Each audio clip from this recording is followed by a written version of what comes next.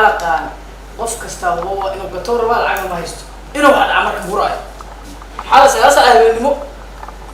نما تلفون قات برادر إنه كهرت كمان إنه أي مسكين أو رجع ولا تلفون قات تلفون نجاه إنه مكين صندوق السوق حرنتها لحسا أوصل لي جيبين ماشي هتفرطون أوري باش هو تقدر عد وأسحب ضيني لا يروح يقدر باش كان كريم مني يقري وكوان كلا قمري على قلوبه هل بيا وقالوا على باش قفر ما باكر وقلا مرة halkan waa taliska qaybta guud ee booliiska gobolka Banaadir taliyaasha saldhigyada degmooyinka gobolka dhamaan iyo taliye qaybeedyada ayaa la isugu yeeray iyadoona kulan saacado badan qaatay ee lagu qabtay taliskan oo shirgudoonka ahaa Farxaan Maxamuud Aadan Qaroole aana taliyaha qaybta guud ee booliiska gobolka Banaadir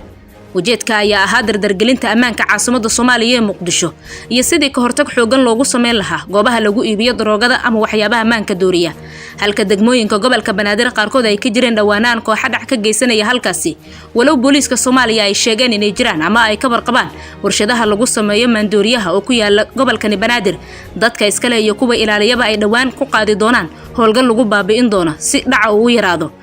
مركب وحن بابين دونا دمان ورشدها جبل كبنادر oo noo tiro kooban oo naqaano dadka iska leh ama dadka ilaaliyo dhamaantood aan ka hortagi doonaa waa baabeen doonaa si ay u yaraato ama